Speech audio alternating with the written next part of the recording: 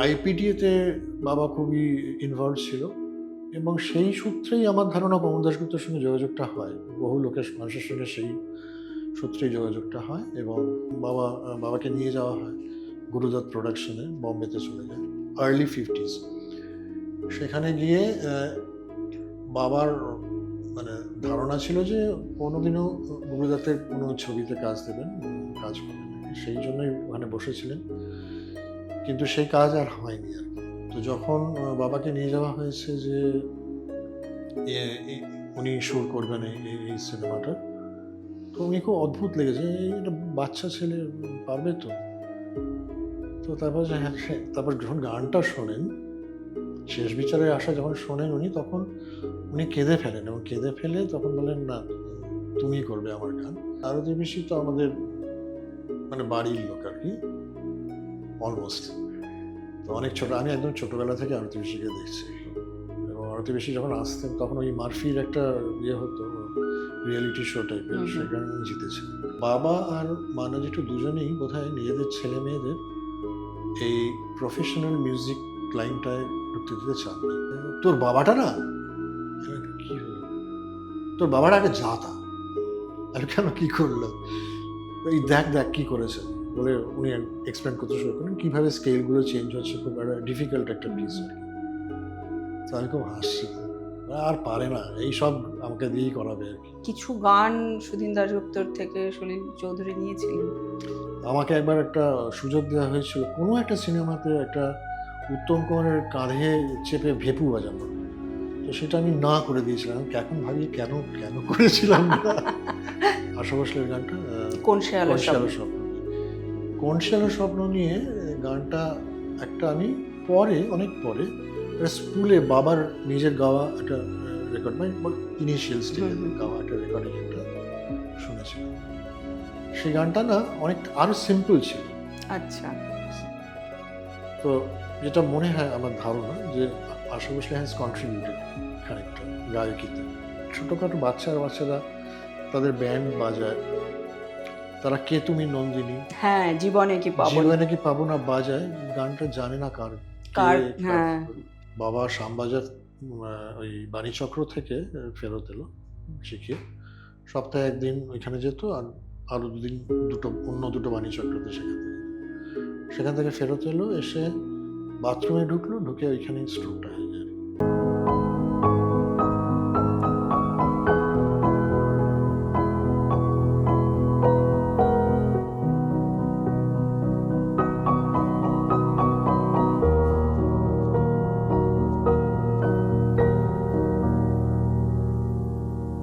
ছোটবেলায় মা একটা গান গুনগুন করতো কাজের ফাঁকে ফাঁকে, কোন শেয়ালের স্বপ্ন নিয়ে যেন আমায়। মায়ের খুব প্রিয় গান ছিল, সেই গানের সুর কানে বসে গেছিল। তারপর যখন কিশোরীবেলায় পৌঁছলাম, আমার একটা প্রিয় অভ্যাস ছিল ছাদে বসে রেডিওতে গান শোনা, এবং সেই গান যখন শুনতাম তার আগে যে ঘোষণা করতেন এবারের গানের গীতিকার সুরকার তাদের নাম, তখন কিছু কিছু নাম শুনেই বুঝতে পারতাম হ্যাঁ এই গান আমার খুবই ভালো লাগবে। তেমন প্রিয় সুরকারদের একজন আমার সুধীন দাশগুপ্ত। আজকে আমার খুবই ভালো লাগছে যে আমি যার সঙ্গে বসে আছি তিনি সুধীন দাশগুপ্তের ছেলে শ্রী সৌম্য দাশগুপ্ত। নমস্কার সৌম্যবাবু, অনেক অনেক ধন্যবাদ আমাদের এই প্রোগ্রামে আসার জন্য। গপ্পসপ্প, কিছু গল্প, কিছু মনের কথা। আমরা সঙ্গীত নিয়ে নানান রকম অনুষ্ঠান করে থাকি, আরও অনেক কিছু করি, তার মাঝখানে সঙ্গীত আমাদের একটা বিশেষ প্রিয় বিষয়। আজকে আমাদের খুবই ভালো লাগছে যে আপনি এসেছেন। সুধীন দাশগুপ্ত আপামর বাঙালির এমন একজন প্রিয় সুরকার যার সম্পর্কে বহুদিন আমরা অনেক কথা শুনতে পাইনি। আজকে আপনার কাছ থেকে তার সম্পর্কে অনেক কিছু জানার ইচ্ছে রইল। অনেক ধন্যবাদ আমাকে ডাকার জন্য। নিশ্চয়ই এটা আলোচনাটা খুব মজারই হবে। এত ভালো ভালো গান আছে, আমার মনে হয় এই পর্বতে যদি আমরা সেই গানের ঝলক কিছু দেখাতে পারতাম ভালো হতো, কিন্তু ইউটিউবে তো কপিরাইট ইস্যু আছে, আমরা গানগুলো শোনাতে পারবো না।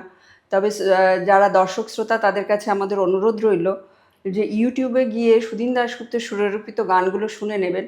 এর অনেকগুলো গানই হয়তো আপনাদের মাঝে মাঝেই আপনারা গুনগুন করেন বা শুনতে ভালোবাসেন, কিন্তু হয়তো জানেন না যে এই গানের সুরকারকে। সৌম্যবাবু, প্রথমেই যেটা জিজ্ঞেস করি যে উনি তো দার্জিলিংয়ে ওনার ছাত্র জীবন শুরু, ওখানেই তো থাকতেন বোধহয়, হ্যাঁ। দার্জিলিংয়েই থাকতেন। তো সেই সময়টা সম্পর্কে কিছু বলুন।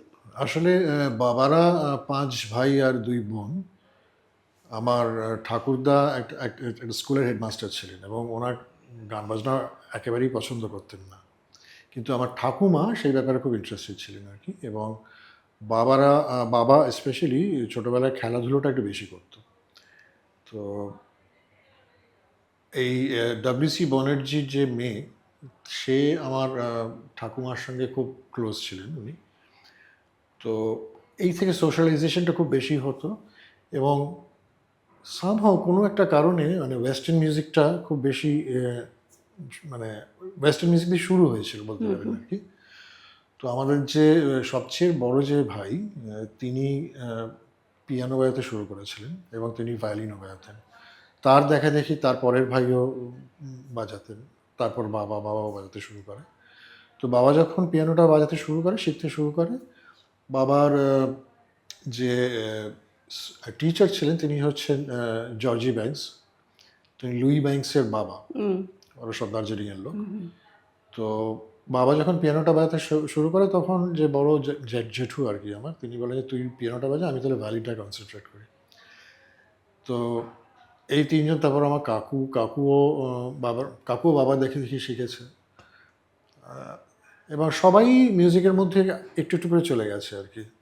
5 ভাই মিউজিক করেছে, কিন্তু কেউ মানে কাকু ছাড়া আর কেউ সেরকম ইয়েতে আসেনি আর কি। তো এরই সঙ্গে বাবা খুব ক্লাসিক্যাল মিউজিক কনসার্ট শুনতেন আর কি, ওখানে যেগুলো হতো যখনই হতো তখনই যেতেন এবং সেই শুনে শুনে কোত্থেকে সেতার জোগাড় করেছিল আমি জানি না, সেতার শিখতে নিজেই শিখতে শুরু করেন। এটা নিয়ে একটুখানি কন্ট্রোভার্সি আছে, মানে বাবা অ্যাকচুয়ালি কারোর কাছে শিখেছিল নাকি নিজেই পুরোটা তুলেছে, বাট বেশিরভাগটা সেলফ টট, শুনে এবং পড়ে আর কি ব্যাপার জেনে। তো এই দুটো বাবার মেইন ইনস্ট্রুমেন্ট ছিল। তাছাড়া অনেকগুলো ইনস্ট্রুমেন্ট বাজাতে শিখেছিল, সেগুলো তো খুব মানে বেশ ভালোই বাজাতো, কিন্তু এই দুটো একদম পাণ্ডিত্য ছিল আর কি। স্পেশালি পিয়ানোটা তারপর বাবা তো প্লেয়ার ছিল, মানে খেলতো। দার্জিলিংয়ে বাবার নামটা বেশি ছিল খেলোয়াড় হিসেবে। খুব ছোটোবেলায় ক্যারাম খেলতো, সে ক্যারাম চ্যাম্পিয়ন হয়েছিল বড়দের সঙ্গে খেলে। তারপর হকি খেলতো, ব্যাডমিন্টন খেলতো। এই হকি খেলার জন্যই বাবা কলকাতায় আসে অ্যাকচুয়ালি, এবং এসে তখন দুটো বড় হকি টিম, মোহনবাগান আর ভবানীপুর ক্লাব। তো বাবা ভবানীপুর ক্লাবে খেলতো এবং হকিটা খেলতো ওখানে। আর বাবা ব্যাডমিন্টনে he was state ranked actually, and specially mixed ডাবলসে আই থিঙ্ক স্টেট নাম্বার 1 আর কি, মানে। এবং সেটার বাবার পার্টনার ছিল সৌমিত্র ওয়াইফ। দীপা। আচ্ছা। এটা আমরা কোনোক্ষণ দেখিনি, কারণ বাবা ছেড়ে দেয় এই খেলাটা, কারণ বাবার চোখ খারাপ হয়ে যায়। আচ্ছা। এই চোখটা খারাপ না হলে বোধ হয় সিরিয়াসলি মিউজিকে হয়তো আসতো না কোনোদিন আর কি, খেলাধুলা নিয়েই থাকতেন। আচ্ছা। তো ওনার যে সঙ্গীত শিক্ষার কিছুটা শেষ হওয়ার পর উনি প্রথম বোধহয় কমল দাশগুপ্তকে সহকারী হিসেবে কাজ করা শুরু হ্যাঁ, করেন। আসলে বাবা তো কলকাতায় এসে ওই একটা রয়্যাল স্কুল অফ মিউজিকের একটা কোর্স করে, যেটা অনেকের ধারণা বাবা লন্ডনে গিয়ে করেছে, কিন্তু তা নয়, বাবা কলকাতা থেকেই করেছিল। এবং বাবা ছিল প্রথম যে ইস্টার্ন জোনে অন্তত প্রথম যে ওখান থেকে এরকম একটা কোর্স করেছিল। সেই কোর্সটা ওই পিয়ানোর 8th গ্রেডটা পাশ করার পরে একটা কম্পোজিশন অ্যান্ড অ্যারেঞ্জমেন্টের একটা কোর্স, সেই কোর্স। এবং সেটা করার পরে বাবা বিভিন্ন জায়গায় কাজ খুঁজতে শুরু করে এবং আইপিটিএতে বাবা খুবই ইনভলভ ছিল। এবং সেই সূত্রেই আমার ধারণা কমল দাশগুপ্তের সঙ্গে যোগাযোগটা হয়, বহু মানুষের সঙ্গে সেই সূত্রেই যোগাযোগটা হয়। এবং কমল দাশগুপ্তর সহকারী হিসেবে অনেক দিনই কাজ করেছে, শেষের দিকটা তো বাবাই করতো কাজ। তো তারপরে আর কি, তারপরে একটা খুব স্ট্রাগল গেছে। সেই সময় আমরা সিঁথিতে থাকতো, মানে আমি ছিলাম না তখন, মানে বাবারা সিঁথিতে থাকতো। সিঁথি থেকে বাবা টালিগঞ্জে আসতো এই পাড়ায়, স্টুডিও পাড়ায় এসে যদি কিছু কাজ টাজ পাওয়া যায় সেখানে বসে থাকতো, লোকের সঙ্গে কথাবার্তা বলতো। কাজ পেতে অনেক সময় লেগেছে এবং ফেরার পথে অনেক দিন এরকম হতো যে শ্যামবাজার অবধি আসার পয়সা থাকতো, শ্যামবাজারে নেমে তারপর হেঁটে আসতো। তো এরকম এই স্ট্রাগলটা অনেক দিন গেছে। তারপরে 56-57 সাল তার মধ্যে আবার গীতা দত্ত আর গুরু দত্তের সঙ্গে আলাপ, এবং গীতা দত্তর জন্যই হয়তো বাবাকে নিয়ে যাওয়া হয় গুরুদত্ত প্রোডাকশনে, বম্বেতে চলে যায় আর্লি 50s। সেখানে গিয়ে বাবার মানে ধারণা ছিল যে কোনোদিনও গুরুদত্তের কোনো ছবিতে কাজ দেবেন এবং কাজ করবেন আর কি, সেই জন্যই ওখানে বসেছিলেন। কিন্তু সেই কাজ আর হয়নি আর কি। তো একটা সময় যখন পেয়াসাটা যখন শচীন্দ্র বর্মন এর কাছে যায়, তখন বাবা একটু মনের দুঃখেই বোধহয় চলে আসে কলকাতায়। এটা শোনা কথা, মানে এটা আমি ঠিক একদম 100% শিওর নই, কিন্তু ওই সময় চলে এসেছিল সেটা ঠিক। তো তারপরে বোধহয় বাবার মনে হয়েছে যে আমি আর কোনোদিনও বম্বে গিয়ে আর কাজ করবো না। বম্বে যেত, রেকর্ডিং করতে যেত, মানে আরও আশা ভোসলের রেকর্ডিং স্পেশালি বম্বেতেই হতো, কিছু মান্নাদের হয়েছে ওখানে। কিন্তু পার্মানেন্টলি গিয়ে থেকে হিন্দি সিনেমাতে করবে সেরকম আর কখনো করেনি আর কি। তো ওই শুরু আর কি। মোটামুটি 56-57 সাল থেকে নামটা হতে শুরু করেছে। তো প্রথম জনপ্রিয় গান কিছু কোনটা সেটা এটা খুব স্পেসিফিক্যালি? ডিফিকাল্ট বলা, মানে প্রথম কোনটা জনপ্রিয় খুব ডিফিকাল্ট বলা, কিন্তু ওই সুবীর সেনের সঙ্গে ওই এত সুর আর এত গান। এত গান, ওটা একটা ওয়ান অফ দ্য মানে যেগুলো খুব মানে জনপ্রিয় এটা বোধহয় ছিল। উনি অনেক আগে শুরু করেছিলেন, হ্যাঁ, পরে প্রকাশিত। পরে প্রকাশ হয়েছে।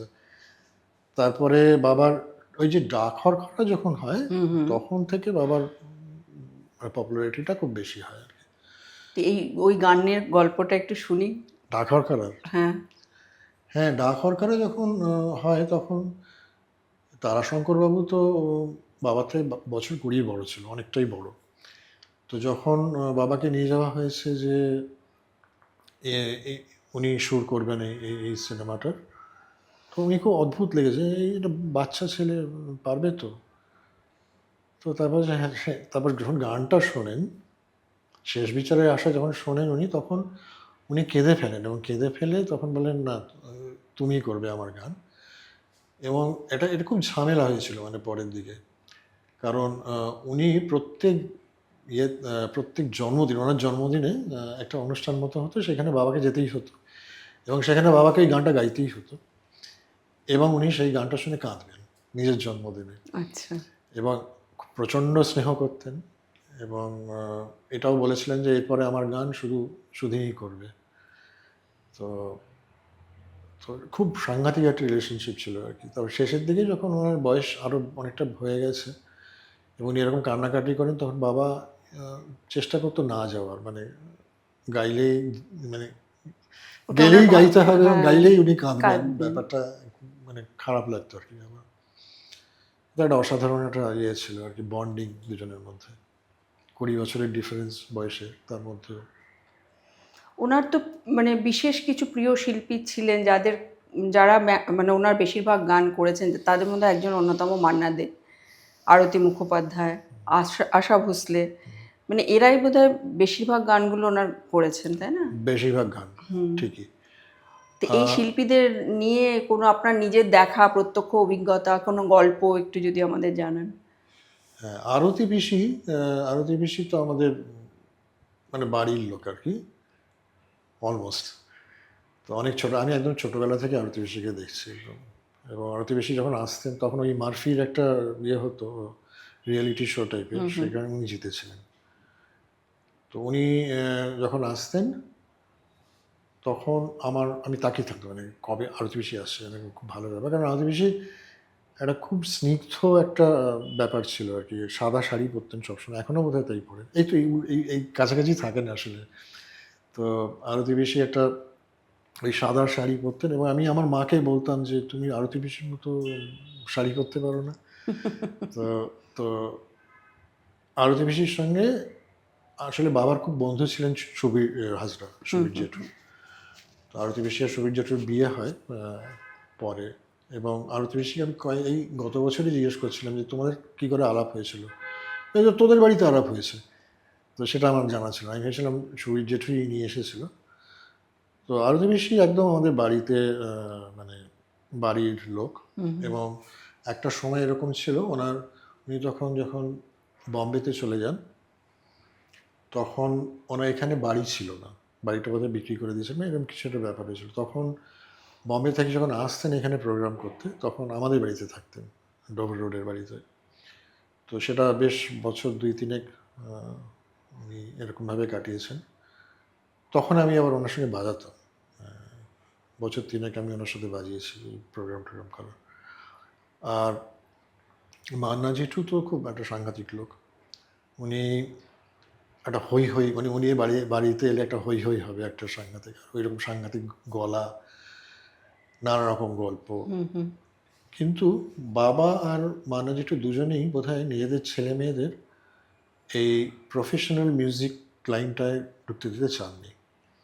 আমার কিন্তু ছোটবেলায় মিউজিক রুমে যাতায়াতের খুব একটা অনুমতি ছিল না।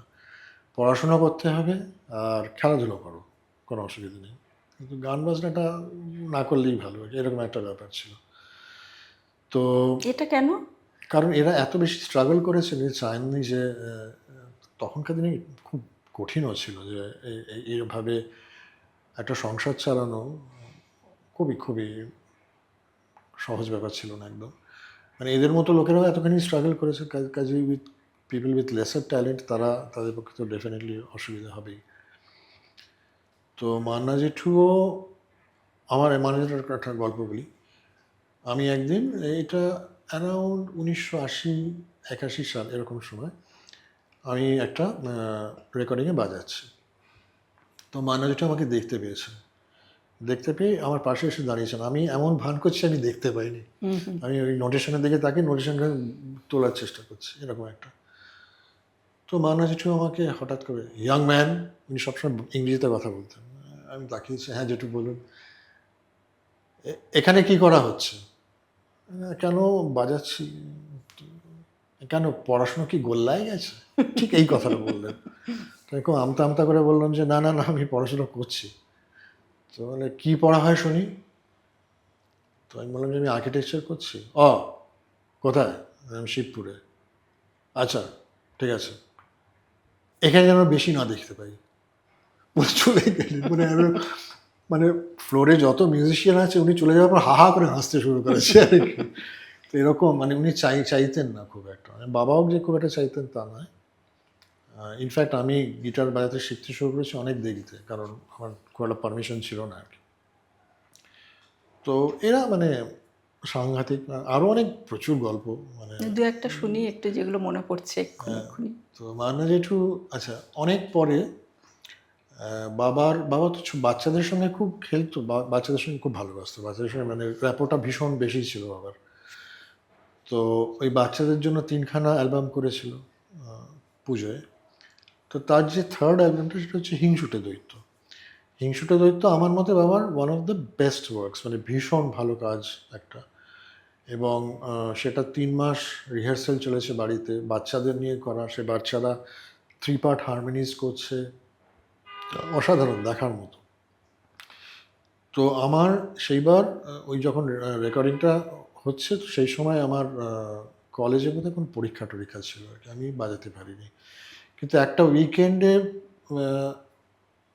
একদিন একখানা রেকর্ডিং ছিল সেই ইয়েতে, আমাদের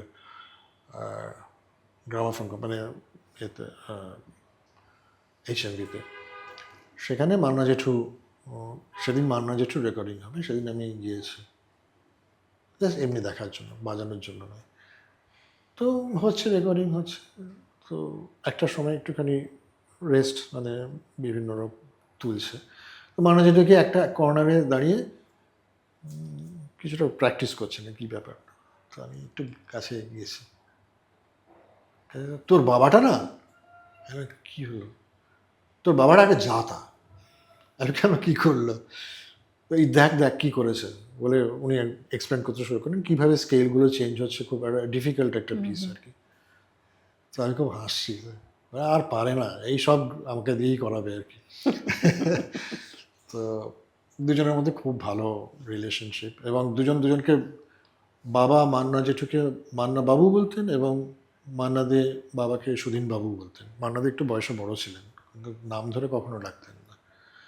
যেটা আবার আমি শুনেছি সলিল চৌধুরী আর বাবার মধ্যে তো সাংঘাতিক ভালো বন্ধুত্ব ছিল। তো সলিল চৌধুরী আর বাবা কিন্তু নিজেদের নাম ধরে ডাকতেন আর কি, যদি সলিল চৌধুরী একটা বড় কিন্তু বাবার থেকে বছর 5-6 বড়। তো এইরকম সব অনেক গল্প আর কি। সলিল চৌধুরী আর সুধীন দাশগুপ্তের বন্ধুত্বর ব্যাপারে আরও একটু বিশদে যদি বলেন, কারণ কিছু কিছু যেমন আমরা জানি যে কিছু গান সুধীন দাশগুপ্তর থেকে সলিল চৌধুরী নিয়েছিলেন। কিছু না, মানে বেসিক্যালি এরকম দুটো ঘটনা। একটা হচ্ছে যে একটা গান ছায়া ঘেরা কালো রাতে, এই গানটা বাবা করেছিল। তো সেটা সলিল চৌধুরী খুব পছন্দ হয়েছিল।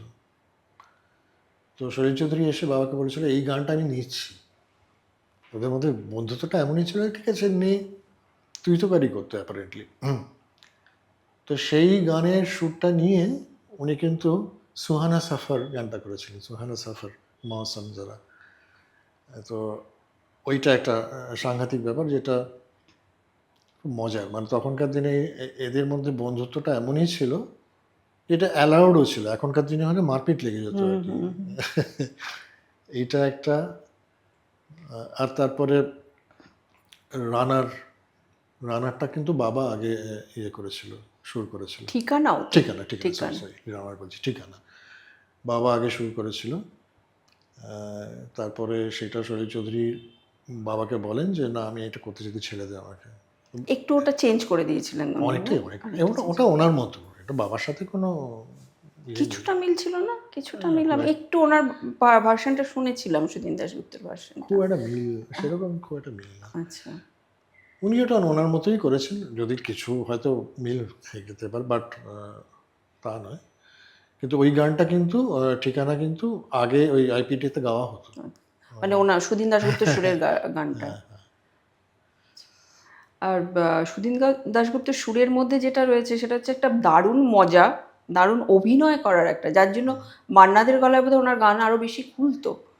হ্যাঁ, এখানে যেটা বলা যায় সেটা হচ্ছে বাবার, এই যে আপনি তিনজনের নাম বললেন, মান্না দে, আশা ভোসলে, আরতি মুখার্জি, এটি যদি ঠিক করে শোনা যায় তখন দেখা যাবে যে আশা ভোসলেকে দিয়ে যে গানগুলো গাইয়েছেন বাবা, সেগুলো বেশিরভাগ হচ্ছে প্রেমের গান, অ্যাপারেন্টলি সহজ সুর। গাওয়াটা মোটেই সহজ নয়, কিন্তু সুরটা সহজ, এবং এটা একরকম একটা মাইনর স্কেলের গান, মোস্ট অফ সব বেশিরভাগ।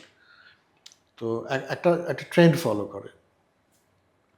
আরতি পিসিকে দিয়ে যে গানগুলো গাইয়েছে বাবা, সেগুলো এমনি এমনি গানও আছে, কিন্তু এক্সপেরিমেন্টাল প্রচুর।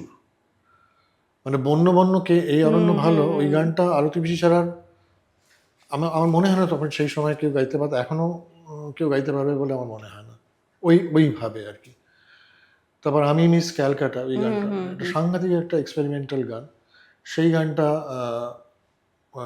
বাবা বারবার চেঞ্জ হয়ে হয়ে যাচ্ছে। হ্যাঁ, এতগুলো চেঞ্জ, সাংঘাতিক চেঞ্জ। এবং আর আরতি বেশি গেয়েওছে, এক একটা গান গাইছে ওই এক একটা স্টাইলে, তো একটা নর্থ ইন্ডিয়ান স্টাইল হঠাৎ করে সাউথ ইন্ডিয়ান হয়ে গেল, এরকম করতে করতে এক্সপ্রেশনগুলো দিয়ে গাইতেও পারতো, সেটা একটা ব্যাপার। আর মান্না জেঠুর ব্যাপারটা হচ্ছে যে মান্না জেঠুর গলার যা কেপেবিলিটি, মানে ওনার গান গাওয়ার যা ইয়ে, এবং সাংঘাতিক তো ক্ষমতা, মানে ক্লাসিক্যালি ট্রেন্ড, অসাধারণ ক্ষমতা। আমার বাবার ওই ওই যে এক্সপেরিমেন্টাল ব্যাপারটা, সেইটা ওই বাবার কথা মনে হয়েছিল মান্না জেঠুই পারবে ওটা করতে। কাজে ওই ধরনের গান সব মান্না জেঠুকে দিয়ে করানো। এবং যেটা তো সবাই জানে, অনেকেই, বেশিরভাগ লোক জানে যে আগে উত্তম কুমারের গলায় হেমন্তই গাইতেন, গলাটা মেলে। বাবাই প্রথম চেঞ্জ করেছিল সেটা, এবং সেটা অনেক ঝগড়াঝাটি করে, আমি চাই মান্না দেই গাইবেন। তো সেখানে গলি থেকে রাজপথ, ওটা প্রথম সিনেমা। এখানে একটা কনফিউশন আছে অনেকের মধ্যে, সবাই ভাবে যে শঙ্খবেলা ছবির না, গানটা ওদের প্রথম, সেটা না, নয়, গলি না, থেকে গলি থেকে রাজপথে। রাজপথ। সেটাও মানে বেশ মজার গান, একটা লাগ লাগ লাগ লাগ ভেলকির খেলা। তো সেইটা তারপরে তারপরে তো অনেক গান হয়েছে, কাজেই আচ্ছা, এই ত্রয়ী সম্পর্কে একটু শুনি, কারণ এই ত্রয়ী তো মানে প্রচুর হিট গানের জন্ম দিয়েছে, মান্না দে, সুদিন দাশগুপ্ত এবং উত্তম কুমার। হ্যাঁ, উত্তম কুমারের আসলে এই যেটা বললাম না, আমার খুব একটা ইয়ে ছিল না, অনুমতি ছিল না হ্যাঁ, যাওয়ার। কাজে আমি এইগুলো উত্তম কুমারের আমি খুব বেশি দেখেছি তা না, 2-3বারই দেখেছি। একবার আমার মনে আছে ওই ইয়েতে টেকনিশিয়ান স্টুডিওতে বোধহয় তখন একটা রেকর্ডিং হচ্ছে, নিয়ে এসেছিলেন। উত্তম কুমারকে তখন আমি জানি না ঠিক করে আর কি, মানে অনেকটাই ছোট। আমাকে একবার একটা সুযোগ দেওয়া হয়েছিল কোনো একটা সিনেমাতে একটা উত্তম কুমারের কাঁধে চেপে ভেপু বাজানোর, তো সেটা আমি না করে দিয়েছিলাম। এখন ভাবি কেন কেন করেছিলাম না। এরকম আমার একটা মজার গল্প আছে, সেটা হচ্ছে যে এটা কবে হবে, 64-65 আশা, এই লতা মঙ্গেশকরের রেকর্ডিং। আমি গিয়েছিলাম সেবার বম্বেতে, একদম ছোট্ট বাচ্চা। তো তখন আমি তো এই রেকর্ডিং দেখতে দেখতে আমি ভীষণ বোর হয়ে গেছি, বাচ্চা ছেলে ঘুমিয়ে পড়েছে। তো ঘুম থেকে তুলেছে হঠাৎ করে, এই ওঠো ওঠো ওঠো, কেন কেন, মানে আমি বুঝতে পারছি না একেবারে। লতা মঙ্গেশকর এসেছেন, একটা ছবি তোলা হবে। ওই একটা ছবি আছে যে বাবা মা লতা মঙ্গেশকর আর আমি, এইটুকু একটা, মানে ওটা একটা একটা তখনকার দিন তো সেরকম ছবি উঠতো না, এখন একটা যেমন ভীষণ রেয়ার। এখন হলে 1000 ছবি থাকতো, 1000 ছবি থাকতো।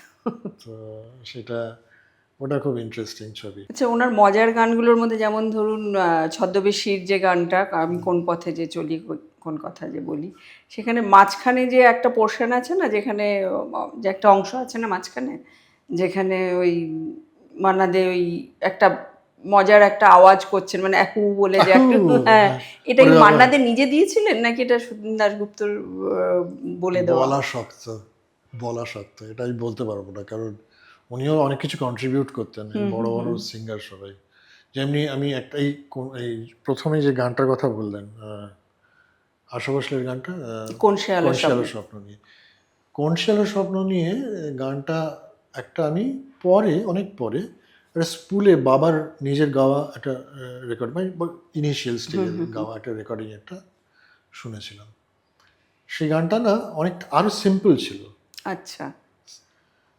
তো যেটা মনে হয়, আমার ধারণা যে আশা ভোসলে হ্যাজ কন্ট্রিবিউটেড খানিকটা গায়কিতে, সেটা কাজে ওরা অনেক কিছু কন্ট্রিবিউট করতেন, কাজে আমি সাডেনলি বলতে পারবো না, শুনে মনে হয় মান্নাদের কন্ট্রিবিউশন এটা। তারপরে আগুন গানটা যেমন, ওটাও তো একটা, ওর মধ্যেও তো অনেক অভিনয়। তারপরে আমি শ্রী শ্রী ভজহরি মান্না। আগুন গানটা আমার মনে আছে, আগুন গানটার সময় কিন্তু ওইটা কিন্তু বাবা একবারে ওই আগুন আগুন আগুন ওই ওই ব্যাপারটা কিন্তু পুরোপুরি তুলিয়েছিলেন, সেটা খেয়াল আছে। হ্যাঁ, আমি শ্রী শ্রী ভজহরি মান্না, ওটা একটা ভীষণই মজার একটা গান। এই এই এক ধরনের এই মজার গানগুলো করেছে, আবার অনুপ ঘোষালকে দিয়েও কিন্তু করিয়েছে কয়েকটা গান, যেগুলো একটু মজার। তো এই ধরনের গানগুলো করিয়েছে, তারই সঙ্গে কিন্তু আবার রক অ্যান্ড রোল গান আর আর একদম প্রেমের গান সেগুলোও রয়েছে। হ্যাঁ, মানে যেমন যে গান নিয়ে মানে ঐতিহাসিক গান, রোমান্টিক গান, যেমন কে প্রথম কাছে এসেছি। তো সেইটা, কাজে সেই গানগুলোও কিন্তু মান্না দেকে দিয়েই করিয়েছে।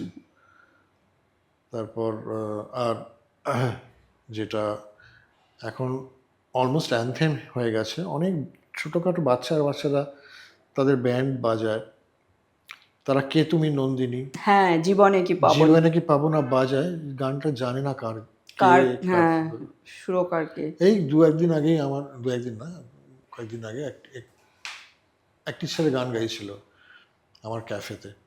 তো সে এই দুটো গান গাইলো। কোন দুটো? জীবনে কি পাবো না, এটা? হ্যাঁ, আর কে প্রথম কাছে এসেছিল না, এই অন্য গানটা, যাই হোক, আর একটা গান গাইলো, দুটো গান গাইলো। তো আমি তাকে জিজ্ঞেস করলাম যে তুমি কি জানো এই গানগুলো কার? সে বলল, আমি ভুলে গেছি। আচ্ছা, কাজে এই এই এই প্রজন্ম একটু একটু করে ভুলে যাচ্ছে আর কি, মানে জানে না, হয়তো গানগুলো জানে কিন্তু গানগুলোর কে গেয়েছে সেটাও হয়তো জানে না। আগে হতো যে কে গেয়েছে জানে, কে সুরকার বা গীতিকার জানে না, কিন্তু এখন দেখছি যে গানটা শুনেছে বাকিটা কিছু জানে না, এরকম হচ্ছে। আচ্ছা। আর আরও একটা জিনিস যেটা আমার খুব বলার সেটা হচ্ছে এই যে ত্রয়ীর কথা বললেন, সেইটা ত্রয়ীর মধ্যে আরেকটা ব্যাপার ছিল, মান্না দে, সুধীন দাশগুপ্ত, পুলক বন্দ্যোপাধ্যায়, হুম। এদের তিনজনের প্রচুর একসাথে অনেক গান এবং সবকটাই প্রায় হিট, সুধীন দাশগুপ্তের তো সব গানই হিট বলা চলে। মোরালেস। শেষের দিকের কিছু গান বাদ দিয়ে হয়তো, হ্যাঁ, কারণ শেষের দিকে একদম শেষে মানে 80s এর পরে পরে যেগুলো দু একটা হয়তো তেমন ভালো হয়, মানে হিট হয়নি। হিট হয়নি। আবার কয়েকটা আসলে বাবা তো 1982 সালের জানুয়ারি মাসে চলে গেছে, তো অমৃত গম্ভীর সন্ধানে একটা সিনেমা যেটা অতটা পায়নি, মানে অতটা সাফল্য পায়নি। সাফল্য, মানে লোকে দেখেনি, সবাই সিরিয়াস সিনেমা, ছবিটা তো খুবই ভালো খুবই ছবি। ভালো, দিলীপ রায় করেছিলেন, খুব খুব ভালো, অভিনেত্রী সঙ্গের ছবি ছিল। হ্যাঁ হ্যাঁ, কারেক্ট।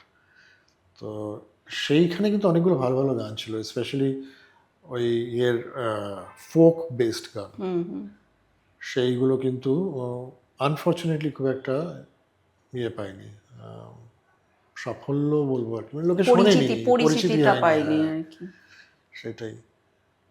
না, ওনার গানের মধ্যে তো একটা পাশ্চাত্য ধারার প্রভাব তো ভীষণভাবে রয়েছে, সেটা থাকাও স্বাভাবিক, কারণ উনি যেভাবে ওনার সঙ্গীত শিক্ষা শুরু করেছিলেন।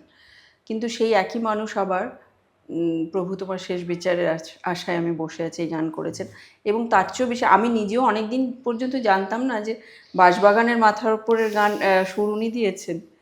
এটা আমার এটা জানা ছিল। আমিও জানতাম না, আমি ছোটবেলা তো পড়েছি স্কুলে, হ্যাঁ। পাঠ্য মানে সহজ পাঠে ছিল বোধহয়, আমার ঠিক মনে না, পড়ছে সহজ পাঠে ছিল না, কোথায় ছিল, কোনো একটা বইতে ছিল, এটা আমরা আমাদের পড়েছিলাম। ওই 7-8 এরকম সময় বাংলা বইতে থাকতো আর কি। এনিওয়ে সেটা পড়েছি, তখনও জানতাম না যে এটা এই গানের সুরটা বাবার করা, অনেক পরে জেনেছি। বাঁশবাগানের মাথার উপর তো মানে আমাদের মানে অনেক দিনই আমিও জানতাম না যে উনি সুর করেছেন, মানে পরে জেনে আমার অদ্ভুত লেগেছে যে যে মানুষ আগুন আগুন করছেন, আমি শ্রী ভজহরি মান্না করছেন, তার সুরেই এই গানটা, মানে এত মানে মন ছোঁয়া একটা গান। এরকম আর কোনো কবিতায় উনি সুর করেছেন, মানে কবিতা যেটা গান হিসেবে লেখা হয়নি, কবিতা হিসেবে লেখা হয়েছে, এরকম কিছু? হ্যাঁ, এরকম তো আছে, অনেক কিছুই আছে। একটা একটা আমি কবি সুভাষ মুখোপাধ্যায়ের একটা গল্প বলি, সেটা খুব মজার গল্প একটা আসলে। তো বাবার হঠাৎ ওই যে মনে হয়েছিল, হঠাৎ না অনেকদিন থেকেই ভাবতো যে বাচ্চাদের জন্য কিছু একটা করা দরকার, বাচ্চাদের খুব ভীষণ ভালোবাসতো। তো তখন প্রথম একটা লং প্লেইং অ্যালবাম বেরোয়, সেটা হচ্ছে ছোটদের রামায়ণ, এটা লিখবে কে? সুভাষ মুখোপাধ্যায়। তো সুভাষ জেঠু একটা সাংঘাতিক একটা ফিগার, তখন একটা ভীষণ রকমের ভালো লোক, অসাধারণ কবিতা লেখেন। তো উনি আসতেন বাড়িতে, এসে লিখতেন, মানে ওনাকে যদি বলা হয় যে আপনি এটা লিখে আনবেন তাহলে সেটা হবে না আর কি। তো সুভাষ জেঠু বাড়িতে আসতেন, এসে বসে লিখতেন, এবং সে বড় বড় সেশনস হতো। কিন্তু এই সেশন করতে করতে বাবার তো যখন সুভাষ জেঠু লিখছেন, ওটা নিয়ে তো বাবার সুরটা তৈরি হয়ে যাচ্ছে, এবার বাবা এগিয়ে যাচ্ছে আর কি, আর সেটা শেষ হচ্ছে না, লেখাটা শেষ হচ্ছে না। এবার বাবার মাথায় একটুখানি হয়ে গেছে যে এই ডেটগুলো আছে, তো মানে এবারে যদি এই ডেটের মধ্যে যে পুরোটা যদি না লেখা হয় আমি শেষ করতে পারবো না, কারণ লেখার পর সুর করতে হবে, তার অ্যারেঞ্জমেন্ট করতে হবে, তারপর তাদের রিহার্সাল করাতে হবে, আর অনেক অনেক ব্যাপার। তো সুভাষজিটুকে অনেকদিন ধরে বলছেন যে আপনি কিন্তু শেষ করুন, শেষ করুন, হচ্ছে না আমাদের। হ্যাঁ ঠিক আছে, হ্যাঁ চিন্তা করুন না, হয়ে যাবে, এরকম একটা চলছে আর কি। তো একদিন সুভাষজিটু বাড়িতে এসে, আমার পরিষ্কার মনে আছে, সকাল বোধ রবিবার ছিল বোধহয়, উনি এসছেন, তো এসে বাইরের ঘরে বসেছেন, বসে গল্প টল্প হচ্ছে একটু, তখন সুভাষ জেঠুকে বাবা বললেন যে হ্যাঁ সুভাষদা আপনি এবার ঘরে যান, একটু লিখুন এবার ব্যাপারটা করুন। হ্যাঁ হ্যাঁ আমি যাচ্ছি বলে সুভাষ জেঠু ঘরে গেছেন, গানের ঘরে, যেখানে যে ঘরে একটা তক্তপোষ ছিল বিশাল বড়, সেখানে বসে সব কিছু হতো আর কি। তো সুভাষ জেঠু গেছেন, গিয়ে খাতা বই বার করছেন আর কি, তো বাবা অনেক খাবার দাবার নিয়ে এসে চা টা সব কিছু নিয়ে এসে দিল। বললেন, শুনুন, এইগুলো আমি দিয়ে যাচ্ছি আপনাকে, আর আমি দরজাটা লক করে যাচ্ছি, যতক্ষণ না লেখা শেষ হবে আপনি বেরোতে পারবেন না। সুভাষ একটু অবাক, মজাটা বুঝতে পারলেন, বলে কিছু বললেন না, চুপ। তারপর সত্যি সত্যি লেখাটা শেষ করে বেরোলেন। সেদিনই লেখা শেষ হলো? লক টক কিছু করেনি, এটা আচ্ছা, আচ্ছা। বলার জন্য বলা, হুম, হুম, হুম। কিন্তু সেদিনই শেষ হলো এবং তারপর ওটা সময় মতো বেরোলো আর কি, নয়তো পুজোর সময় বেরোতো না। তো এইরকম, আর তখনকার দিনে লোকেদের সঙ্গে এই ব্যাপারটা ছিল, মানে সৌরজিৎ বেশ খানিকটা বড় বাবার থেকে, তো এটা করতে পারতো আর কি। আর উনি লেখা কবে থেকে শুরু করলেন? কারণ উনি তো ইংলিশ মিডিয়ামে পড়াশোনা করেছেন, বাংলা বোধহয় পড়েননি প্রথম দিকে, বাংলা জানতো না, মানে সেভাবে মানে জানতো না। একেবারেই জানতেন না। একেবারে না, বাংলা কথা বলতে পারতো, কিন্তু বাংলা সাহিত্য এসব মানে কোনো ইয়ে ছিল না আর কি, অবগত ছিল না অতটা। তো ওই যখন কলকাতায় আসে, যখন মনে হয়েছিল যে এবার আমাকে খেলাটা ছেড়ে বোধহয় একটু কনসেন্ট্রেট করতে হবে গান বাজনার উপর বেশি, সেই সময় প্রাইভেট টিউটর দিয়ে রেখে বাংলাটা ঠিক করে শেখে। এবং তারপরে ওই রকমভাবে দেরিতে বাংলা শিখে তারপর যে কয়েকটা যা গান লিখেছিল ভাবা যায় না আর কি, অবাক লাগে আর কি। অর্ধেক গান বাবা নিজের লেখা, আমি বলছি কিছু গান চার দেয়ালের মধ্যে নানান দৃশ্যকে, হ্যাঁ, এটা তো মানে অসাধারণ গান। হ্যাঁ, এই লেখাটা ভাবা যায় না আর কি। আকাশ করে ছাদটাকে বাড়াই বাড়ে যদি যদি হাতটা, হাতটাকে, অসাধারণ গান। আর ওনার রোমান্টিক গানের সুরগুলো তো অসাধারণ, যেমন ধরুন হয়তো তোমার এই জন্য হয়েছি প্রেমে যে বন্য, এই গান নিয়ে কোনো গল্প আছে? এই গান নিয়ে আমি যেটা শুনেছি সেটা হচ্ছে সৌমিত্র চট্টোপাধ্যায়, উনি, ওনার লিপে তো এটা ছিল, তো উনি, ওনার মতে এই গানটা হচ্ছে আধুনিককালে বাংলা গানের মধ্যে, মানে বাংলা রোমান্টিক গানের মধ্যে শ্রেষ্ঠ গান, উনি এটা বারবার বলেছেন আর তাই কি। তো, সেটাই, তো মানে যার জন্য এখনো তো এখনকার এখনো ছেলেমেয়েরাও গান এখনো গাইছে, এখনো মানে সে গান, জেনে বা না জেনে, যেটা কার হ্যাঁ, তৈরি গান। আর উনি তো খুব তাড়াতাড়ি চলে গেলেন, মানে এটা কি, মানে উনি কি অসুস্থ ছিলেন নাকি না এটা হঠাৎই? একেবারেই না। আচ্ছা। আসলে এখানে একটা ব্যাপার আছে, এখানে বাবা একটা সময় 1979 নাগাদ হঠাৎ একটা খেয়াল হলো আমি একটা সিনেমা প্রডিউস করব, হুম, হুম, মানে পার্টলি, ফুললি তো না, অত পয়সা ছিল না, কিন্তু একটা সিনেমা তৈরি করার শখ হয়েছিল যেটা বাইলিঙ্গুয়াল হবে। সেই বাইলিঙ্গুয়াল মানে বাংলা এবং হিন্দিতে, সেই সিনেমাটা সব কিছু ঠিক হলো, সেটা শুটিং টুটিং হলো। সেই সিনেমার হিরো ছিল মিঠুন চক্রবর্তী, হিরোইন ছিল বিন্দিয়া গোস্বামী। সেটা জয়পুরে, মানে রাজস্থানে অনেক শুটিং হয়েছিল, একটা ফেয়ারি টেল, সবকটা গান রেকর্ডিং হয়ে গেছিলো। তাতে জেসুদাস গিয়েছিলেন, আশা ভোসলে ছিলেন, আরও অনেকে ছিলেন আর কি। সেই গানের রেকর্ডিং হয়ে গেছিলো বম্বেতে। আমি তখন ক্লাস 78 বোধ হয়, ক্লাস 11 না 12-এ পড়ি।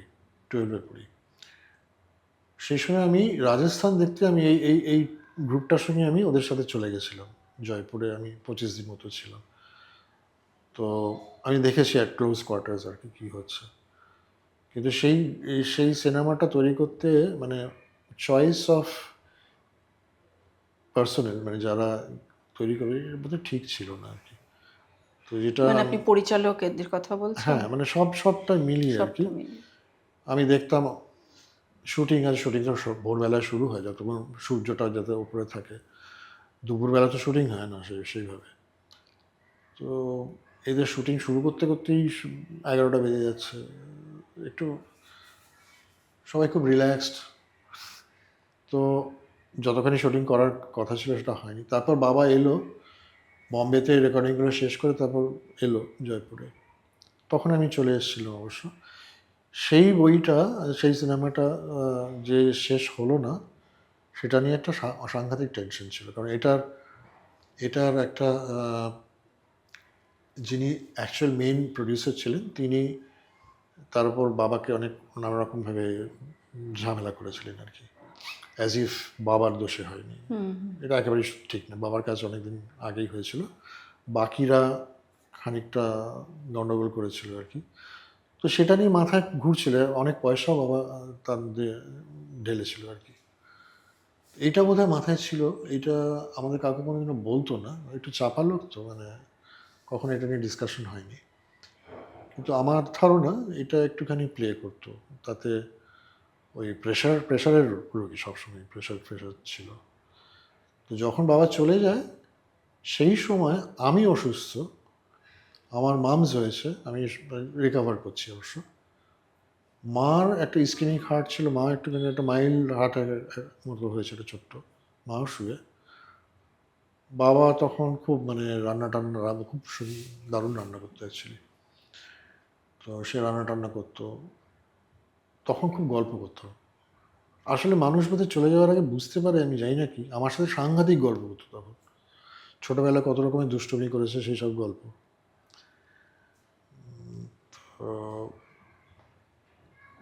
তো তখন ওই একদিন আমরা বাড়িতে, বাবা শ্যামবাজার ওই বাণীচক্র থেকে ফেরত এলো শিখিয়ে, সপ্তাহে একদিন ওইখানে যেত, আর আরও দুদিন অন্য দুটো বাণীচক্রতে শেখাতে যেত।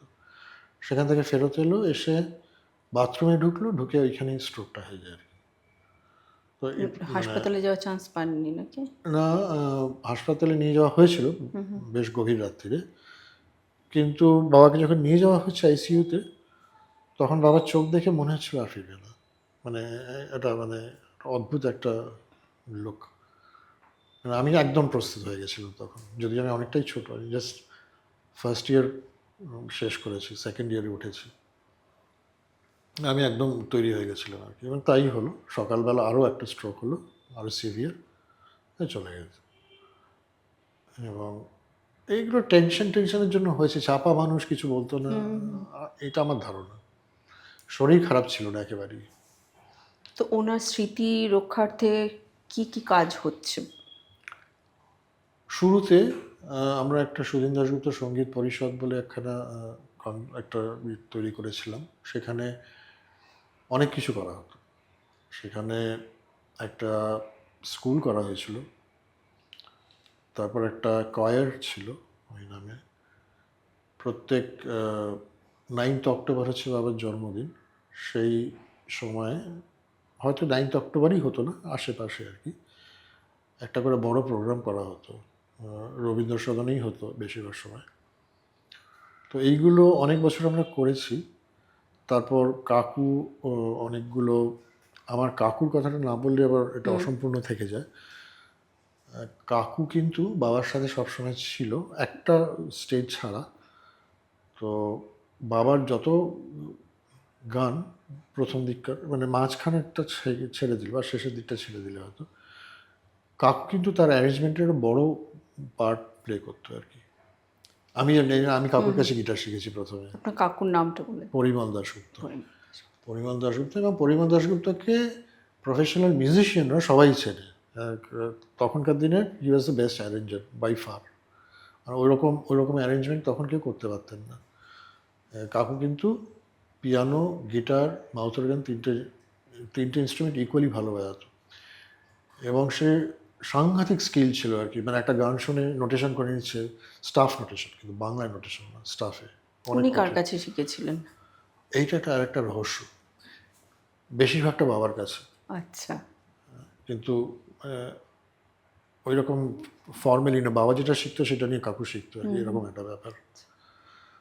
তো আর গিটারটা সেলফ টট, কমপ্লিটলি সেলফ টট।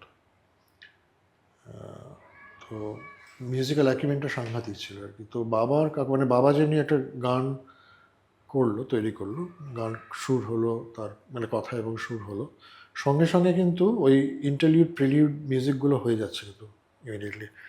এবার এরা দুজন বসে, গানটা যে মুহূর্তে শেষ হয়েছে, দুজন বসে ইন্টারলিউড প্রিলিউডগুলো সব ঠিক করছে। এবং শুধু তাই নয়, এই মানে মেইন লাইনগুলো হয়ে যাওয়ার পর কাকু ইউজ টু টেক ওভার করে পেছনের যে অব্লিগেটো পার্টস থাকে, পেছনে যেগুলো একটা গান চলছে পেছনে, কি যেটা আজকাল হয় না, বেশিরভাগ সময় হয় না, গান চলাকালীন পেছনে একটা কর্ড বাজে। কিন্তু আগেকার দিনের গানের পেছনে অনেক কিছু বাজতো, অনেক নোটস বাজতো, অনেক মুভমেন্টস হতো। এখনও হয় না আমি বলবো না, এখনও হয় কিন্তু কম হয়। তো সেইগুলো কিন্তু সব কাকু করতো। তো দুজনের কিন্তু একটা সাংঘাতিক ইয়ে ছিল। তো পরের দিকে অবশ্য অলোকনাথ দে বাবার সহকারী হিসেবে কাজ করেছেন কয়েকদিন। কিন্তু কাকুর সঙ্গে যে কেমিস্ট্রিটা সেটা একটা ডিফারেন্ট আর কি। তো আচ্ছা, সুধীন দাশগুপ্তর সঙ্গে নচিকেতা ঘোষের সম্পর্ক কীরকম ছিল? এটা আমি ঠিক জানি না, কারণ আমি নচিকেতা ঘোষকে আমি একদিনই দেখেছি, মনে আছে, সেটাও স্টেজে, বাবার নচিকেতা ঘোষ একসাথে স্টেজে উঠে। এটাও রবীন্দ্র সদনেই ছিল, কেউ একটা অর্গানাইজ করেছিল, বা ওদের তো দেখা যায় না স্টেজে, দুজনকে ডেকে সম্বর্ধনা করা হয়েছিল, আচ্ছা, ওইটুকুই দেখেছি। আর আমি কথাবার্তা আমি কখনো কিন্তু, তো ওরা তো একই সময় চুটিয়ে একই কাজ সময়, করেছেন দুজনে, absolutely, আর হ্যাঁ। দুজনেই একই রকমভাবে সফল ছিলেন। হ্যাঁ, অ্যাবসলিউটলি। এবং সেই সময় যদি ভেবে দেখা যায় যে চলচ্চিত্র, মানে বাংলা চলচ্চিত্রে কিন্তু এরা দুজনেই করতেন। হ্যাঁ। সলিল চৌধুরী কিন্তু ছিলেন না। সলিল চৌধুরী তখন বোম্বেতে বা উনি অনেক আধুনিক বাংলা গান অনেক করেছেন সলিল চৌধুরী, বেসিক গান, বেসিক গান যেগুলো। কিন্তু মানে সিনেমার গান কিন্তু অত নেই। তো তখন আসলে নেই, তার কারণ উনি এখানে থাকতেন না, উনি বেশিরভাগ সময় বোম্বেতে ছিলেন। বোম্বেতে আছে হিন্দি সিনেমার গান আছে, মালায়ালাম সিনেমার গান আছে, কিন্তু আমাদের বাংলা সিনেমা বাংলা ছবি খুব কম করেছেন, মানে এদের তুলনায়। আর আপনার বাবার গানে কোন কোন গানের সঙ্গে আপনি বাজিয়েছেন? এই রে, অনেক গান আছে। মানে 1900 দু একটা ভালো, মানে বেশ হিট গান বলুন। 1979 বা 80 থেকে সব কটা আমি নাম বলতে গেলে মুশকিল আছে। অনেক গান, আর এই যে অ্যালবামগুলো বললাম, দুটো তিনটে অ্যালবাম, তার মধ্যে বাচ্চাদের যেগুলো। একটা অ্যালবামে আমি বাজিয়েছি। আচ্ছা, আর তারপর আমার লাস্ট যেটা আমার এখনো মানে ইয়ে আছে, সেটা হচ্ছে বাবার যে লাস্ট কাজ, যেটা অমৃত কুম্ভের সন্ধান। অমৃত কুম্ভের সন্ধানেতে বাবা শেষ করতে পারেনি। আচ্ছা, তার একেবারে গানগুলো হয়ে যায়, কিন্তু ব্যাকগ্রাউন্ড মিউজিকটা, আচ্ছা, ব্যাকগ্রাউন্ড মিউজিক, কারণ ব্যাকগ্রাউন্ড মিউজিকটা তো হওয়া সম্ভব না যতক্ষণ না সিনেমাটা শেষ হচ্ছে, তারপরে ব্যাকগ্রাউন্ড মিউজিকটা হবে। তো সেইটা কাকু শেষ করেছিল। তখন 8 দিনের একটা সেশন ছিল টেকনিশিয়ান স্টুডিওতে বাজানো ব্যাকগ্রাউন্ড মিউজিকটার জন্য, সেটা আমি বাজিয়েছিলাম। এবং ঠিক তারপরেই আমার কলেজের মানে আর্কিটেকচারের থিসিস ছিল আর কি। তো সেই থিসিসের টাকাটা ওই বাজিয়ে উঠেছিল। তো সেটা একদম শেষ কাজ আর কি। এই ভীষণভাবে সুরের মধ্যে, গানের মধ্যে থাকতে থাকতে ইটকাট পাথর নিয়ে কাজ করতে কেমন লেগেছিল? দারুণ ভালো, কারণ আর্কিটেকচারের সঙ্গে মিউজিকের খুব একটা তফাৎ নেই, দুটোই ইকুয়ালি ইনোভেটিভ এবং আর্টিস্টিক একটা ব্যাপার। আসলেই খুব মিল। একটা খুব ফেমাস কথা আছে যে আর্কিটেকচার ইজ ফ্রোজেন মিউজিক।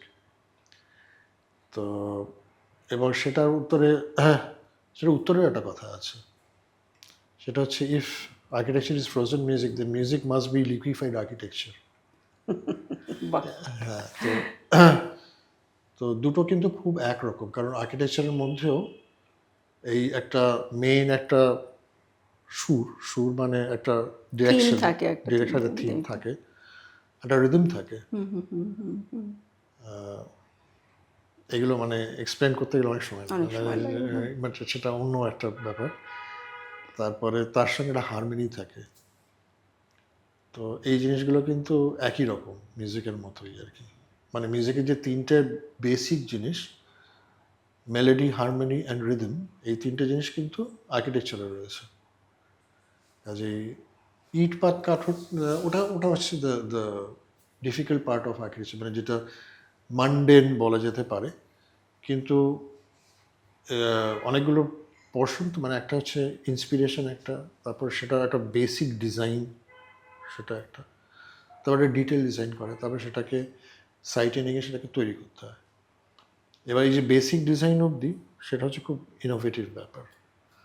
তারপরে যে ডিটেল ডিজাইনটা, সেটা হচ্ছে কাঠখড় পড়াতে হচ্ছে, এই যে নোটেশন করছে সেরকম ব্যাপার, সব কটা নোটেশন করছে, সব কটা কে কী বাজাবে সেটা করছে, ওই ব্যাপারটা। আর তারপর যেটা কনস্ট্রাকশন যেটা হচ্ছে, সেটা হচ্ছে এই রেকর্ডিংটা করা হচ্ছে, মানে ইট ইজ কোয়াইট সিমিলার। কাজে আমার কখনো অসুবিধা হয়নি। আপনি তো এখন আবার সঙ্গীতে ফিরে এসেছেন। সঙ্গীতে কখনো চলে যায়নি, আমি সবসময় ছিলাম। আমি যখন আর্কিটেকচার করছিলাম, মানে এখনও করি ইনফ্যাক্ট, খুবই কম যদিও। তো যখন করছিলাম তখনও আমি যখন মাস্কাটে ছিলাম ধরুন, তখন আমার দুটো ব্যান্ড ছিল। একটা ব্যান্ড রক মিউজিক বাজাতো, একটা আচ্ছা ব্যান্ড জ্যাজ মিউজিক বাজাতো। আচ্ছা আর তাছাড়া আমি বাড়িতে অনেক রেকর্ডিং করতাম আর কি। করতে করতে তারপর আমি ওইখান থেকে 3খানা অ্যালবাম করি। প্রথম অ্যালবামটা একটা ক্রস ওভার বলে একটা ব্যান্ড করেছিলাম, সেটা ফিউশন ব্যান্ড। সেখানে 11 জন মিউজিশিয়ান ছিল। সেখানে ওই ইন্ডিয়ান ক্লাসিক্যালের সঙ্গে ওয়েস্টার্ন জ্যাজ আর একটু ব্লুজ রক মিশিয়ে একটা ফর্ম, সেটা করলাম। তারপরে একটা এমনি আমার অ্যাবসলিউটলি ওয়েস্টার্ন অ্যালবাম করা হয়েছিল। থার্ড একটা অ্যালবাম করেছিলাম যেটা বাংলা গানে, সেখানে রাঘব, এটা অনেক বছর আগে, 12 বছর হয়ে গেছে। আচ্ছা তো রাঘব 3টে গান গেয়েছিল, নির্মাল্য রায় সে 3টে গান গেয়েছিল। তো তারপর দেখলাম কেউ তো অ্যালবাম কেনে না, কাজেই ওই সিঙ্গলস বার করতে শুরু করেছি। সিঙ্গলস করতাম, অনেকদিনই করেছি, এখন আবার একটু বেশি করে করছি এই আর কি। ফেরত আসার পর আমি একটা সিনেমা করেছি, এটা 30 মিনিটের সিনেমা, 4টে পোর্শনে, 4টে ভাগ। সেটা প্রত্যেকটা ভাগে একটা করে গান, আচ্ছা। মানে কি নাম এই ফিল্মের? ত্রিকোণ। ত্রিকোণ। আচ্ছা এটা শুধু ইউটিউবে আছে। আচ্ছা আচ্ছা। এটা একটা এখনকার experiment। যারা নতুন গায়ক গায়িকা তাদের সম্পর্কে আপনার কি মতামত? হ্যাঁ, কয়েকজন খুব ভালো গায়, যেমনি কিঞ্জল আছে, আমার খুব ফেভারিট কিঞ্জল আচ্ছা চট্টোপাধ্যায়, খুব আচ্ছা খুব ভালো গায়। তারপরে আমি একটি ছেলের সঙ্গে এখন একটা সুফি ব্যান্ড করেছি, সুফি জ্যাজ ব্যান্ড, শিলাদিত্য চক্রবর্তী, ভীষণ সুন্দর গায়। সে সুফি শিখেছে এবং তার তার সঙ্গে পুরনো বাংলা গানগুলো রিমেক করছে, খুব বাহ। ভালো গায়। আচ্ছা তো এরকম অনেক আছে খুবই, আর আর যারা নাম করা তারা তো আছেই। একটাই জিনিস যেটা হচ্ছে তখন তখনকার গায়ক গায়িকাদের প্রত্যেককে আলাদা করে চেনা যেত। এর গলাটা এই, এর গায়কিটা এই, পরিষ্কার বোঝা যেত। শ্যামল মিত্র, এটা শ্যামল মিত্র গাইছেন, এটা মান্না দে গাইছেন, এটা হেমন্ত গাইছেন, এটা অনুপ ঘোষাল গাইছেন, সবাইকে আলাদা করে চেনা যেত। এমনকি এখন একটু ধরুন ব্লার, হেমন্ত মুখোপাধ্যায়, দ্বিজেন মুখোপাধ্যায়, এদের যে কাছাকাছি কাছাকাছি গলা, কিন্তু তরুণ বন্দ্যোপাধ্যায় কাছাকাছি বোঝা গলা, যেত কিন্তু পরিষ্কার, তিনজনকে আলাদা করে বোঝা কারণ যেত। গায়কিটা সামান্য ডিফারেন্ট। এবং কখনো এটা বলে দিতে হতো না যে এটা লতা মঙ্গেশকর গাইছে, এটা আশা ভোসলে গাইছে, বা এটা আরতি মুখার্জি গাইছে, এটা গীতা দত্ত গাইছে, বা এটা বনশ্রী সেনগুপ্ত গাইছে। বনশ্রী সেনগুপ্ত বাবার খুব মানে কাছের লোক। মাধুরী চট্টোপাধ্যায়, তার গলাও আলাদা করে, সব নির্মলা মিশ্র। সবার গান আলাদা এবং খুব আইডেন্টিফায়েবল। সব গায়ক বা গায়িকারা খুব আইডেন্টিফায়েবল। সেই জিনিসটা আমার একটু কম লাগে। এখন আছে, কয়েকজন আছে যাদেরকে পরিষ্কার বোঝা যায়, কিন্তু তারপরে যারা তাদের দেখে যারা হচ্ছে, যারা গান গাইছে তার মধ্যে অনেকেই নিজস্বতাটা একটু একটু একটু কম, এটা আমার মনে হয়েছে। কাজে আমি নিজে আইডেন্টিফাই করতে পারি না, আদারওয়াইজ গান শুনলেই মনে হয় এটা কি অরিজিৎ সিং গাইছে, নাকি এটা অনুপম রায় গাইছে, মানে ওদের ওই যে গায়কিটা সেটা অনেকে ফলো করছে, এবং সেটা আমার কেউ যেন একটা মানে নিজস্বতা না থাকলে হবে না। কিন্তু টেকনিক্যালি গায়ক গায়িকা তো একটা ব্যাপার, মিউজিশিয়ানদের কথা আমি বলি, এছাড়া তো হবে না গান। এখনকার দিনের মিউজিশিয়ানরা কিন্তু টেকনিক্যালি অনেক বেটার আগের থেকে। এটা অনেকে আমার কথা হয়তো মানবেন না, কিন্তু আমি নিজে তাদের সাথে বাজিয়েছি, পুরোনো দিনের লোকেদের সঙ্গে, এখনকার দিনের লোকের সঙ্গে বাজাই, বাচ্চাদের সঙ্গে। এরা কিন্তু অনেক বেশি তৈরি, এবং মিউজিশিয়ানশিপটা সাংঘাতিক ভালো। এবার এইটা হয়তো খানিকটা প্রবলেমও বটে, কারণ মিউজিশিয়ানশিপটা এতটাই ভালো, মিউজিকটা ঢেকে দিচ্ছে গানকে, এটাও একটা হচ্ছে আর কি। এগুলো সম্পূর্ণ আমার রিডিং, কাজে অনেকেই মানবেন না কথাটা। কিন্তু এই কালের গান তো থাকছে না, মানে এখনই থাকছে না। মানে সুধীন দাশগুপ্ত বা নচিকেতা ঘোষ বা সলিল চৌধুরী, এদের গান যেমন সময়কে পার করে থেকে গেছে এবং আরও থেকেই যাবে, হয়তো আমরা চলে যাব, ওই গান থেকে যাবে। কিন্তু এখনকার যে গান আসছে আসছে আর চলে যাচ্ছে, থাকছে না। এইটার অনেকগুলো কারণ আছে, যেটা আমার যেটা মনে হয়েছে আমি বলি। প্রথম কারণ হচ্ছে যে আপনি ধরুন আগে ওই ওদের সময় সারা বছরে কটা গান হতো? আমার বাবা খুব বেশি হলে সারা বছরে 20টা গান করতো। 3টে সিনেমা, 4টে করে গান, 12টা গান। আর পুজোর সময় 8 থেকে 10টা গান। 8টা গান বেশি অসুবিধা, মানে 20টা গান। এবং নচিকেতা ঘোষ ওই রকমই করতেন, সলিল চৌধুরী হয়তো তার থেকে কম করতেন। সব মিলিয়ে শ্যামল মিত্র ছিলেন, আরও অনেকে ছিলেন, হেমন্ত মুখোপাধ্যায় ছিলেন, সব মিলিয়ে হয়তো 150খানা বা 200খানা গান হতো। এইবার এখন এক সপ্তাহে 150টা গান বেরোয়। এবং যে সময়টা দেওয়া প্রয়োজন একটা গানের প্রতি, সেটা লোকে দিতে পারে না, সে যে কারণেই হোক না কেন। সেটা হয়তো ফিনান্সিয়াল রিজন হবে। এরা কিন্তু পয়সা করে নিয়ে কোনোদিনও চিন্তা করতো না, এটা কিন্তু একটা ঘটনা।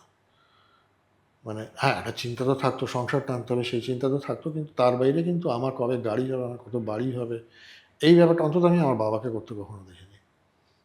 আমি শিওর অন্যরাও করতেন না। তো এরা কিন্তু একদম এই আমার গানটা যেন এবার আর একটু বেটার হয়, এই জিনিসটা কিন্তু সবসময় এই জিনিসটা করতো, সেটা একটা ব্যাপার। এখন অনেক বেশি প্রেশার্স, আমার এই জিনিসটা লাগবে, সেইগুলোর জন্য আমাদের হয়তো ওই সময়টা দিতে পারে না লোকে, এটা একটা ব্যাপার। সময়ের দিতে পারার অভাব। বাড়িতে রিহার্সাল হতো, বা গান তৈরি হয়ে গেল, সব কিছু হয়ে গেল, তারপরে মিউজিশিয়ানরা এসে বাড়িতে বসে রিহার্সাল হচ্ছে, এও দেখেছে। এখন কে রিহার্সাল করবে? এখন গিয়ে ডিরেক্টলি করবে। আর এখন তো সেটাও হয় না, এখন তো বাড়িতে বসে বসে সবাই রেকর্ডিং করে, আমিও করি। তো না, এখন আর রিহার্সাল হয় না গানের, রিহার্সাল না, মানে গান রেকর্ড করে পাঠিয়ে দিল, তুমি তোমার মতো তুলে নাও, আমি যা কারেকশনস করার পরে করে নেবো। মানে গান তুলতেও আসে না আর কি। আর শুধু গান তুলতে না, একটা মিউজিক করবে, সেই মিউজিকটা তো তৈরি করতে হবে।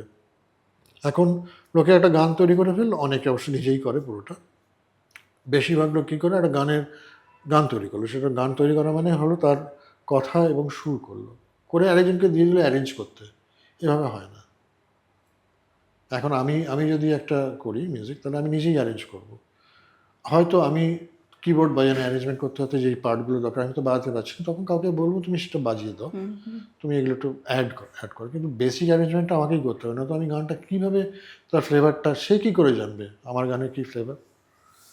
তো সেইটা একটা মুশকিলের ব্যাপার।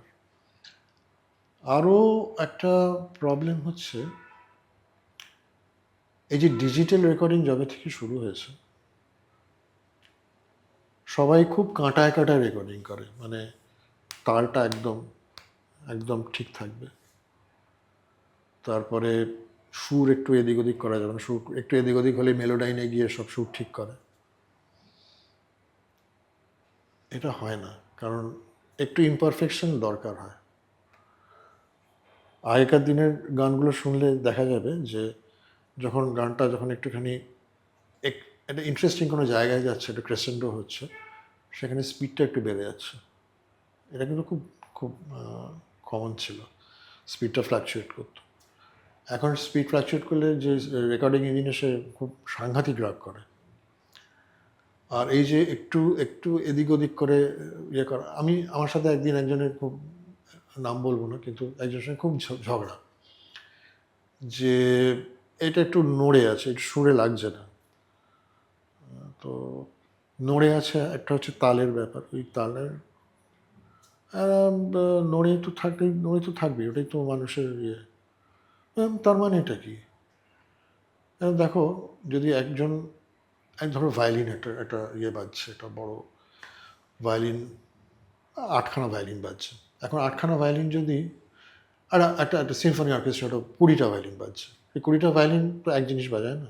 8টা হয়তো ফার্স্ট লাইন বাজাচ্ছে, সেকেন্ড লাইন, থার্ড লাইনের পরে, আর যে 8টা একটা লাইন বাজাচ্ছে, তারা সবাই যদি একসাথে এক নোট একইভাবে বাজাতো, তাহলে তুমি কি শুনতে? তাহলে তুমি শুনতে একটা জোরে ভায়োলিন বাজছে। কিন্তু যেহেতু একটু তাদের নোটটা একটু এদিক ওদিক হয়, বোয়িং সময়টাও একটু আলাদা হয়, সেহেতু একটা মনে একটা ভরাট ব্যাপার হচ্ছে। এই যে হিউম্যান টাচটা, সেটা কিন্তু একটু, এখন কিন্তু আবার সফটওয়্যারে করা যায়, একটুখানি চেঞ্জ করে করে যাতে ওটা লাগে সেটা করা যায়। প্রথম দিকে সেটা ছিল না একেবারে, এখন সেটা করা যায়। এবং কিন্তু এই যে over perfection is not good. তো মেকানিক্যাল লাগে। মেকানিক্যাল লাগে শুনতে, মানে প্রাণটাই যেন নেই মনে হয়। এইরকম বহু কারণে আমার মনে হয় যে এটা গানটা থাকছে গানটা না। থাকছে না। আর সেই রকম হচ্ছে মানে না, তৈরি- মনের মতো সুরও তো তৈরি হচ্ছে না। আমি বলবো না, কিছু কিছু গান কিন্তু খুব সুন্দর হয়। কিছু কিছু তো হচ্ছেই, কিন্তু হলেও ভালো হচ্ছে, ভালো লাগছে হয়তো শুনতে, কিন্তু তারপরে আর থাকছে না তো গানটা। মানে কালজয়ী গান যেটাকে কালজয়ী বলে গান, সেটা তো সেটা এখন হচ্ছে না, নেই। সেরকম গান হচ্ছে না, তেমনভাবে হচ্ছে না। ঠিক আছে, এখানেই আমরা আজকে শেষ করছি। সৌম্যদা, অনেক অনেক ধন্যবাদ আপনাকে অনেক এখানে আসার ধন্যবাদ জন্য। আমাকে মানে আহ্বান জানানোর জন্য এখানে আসার। সৌম্যদা, অনেক গানের গল্প শুনলাম, যে গান বেঁচে রয়েছে কালকে পেরিয়ে, সেরকম গান শুনলাম, সেই সব গানের গল্প শুনলাম। আর সুধীন দাশগুপ্তের স্মৃতির উদ্দেশ্যে আমাদের এই শ্রদ্ধার্ঘ্য আপনার হাতে তুলে দিচ্ছি। অনেক ধন্যবাদ, খুব ভালো লাগলো কথা বলে। আপনাদের সকলের কাছে আমাদের অনুরোধ রইল যে আমাদের চ্যানেলটা সাবস্ক্রাইব করবেন, বেল আইকনটা প্রেস করতে ভুলবেন না, আপনাদের কাছে নোটিফিকেশন চলে যাবে। আর আমাদের ফেসবুক পেজ এবং ইনস্টাগ্রাম পেজটা ফলো করবেন। আর আপনাদের মূল্যবান মতামত রেখে যাবেন কমেন্ট সেকশনে। ফিডব্যাক নিয়ে আমরা আমাদের কাজটাকে আরও ভালো করার চেষ্টা করব। নমস্কার।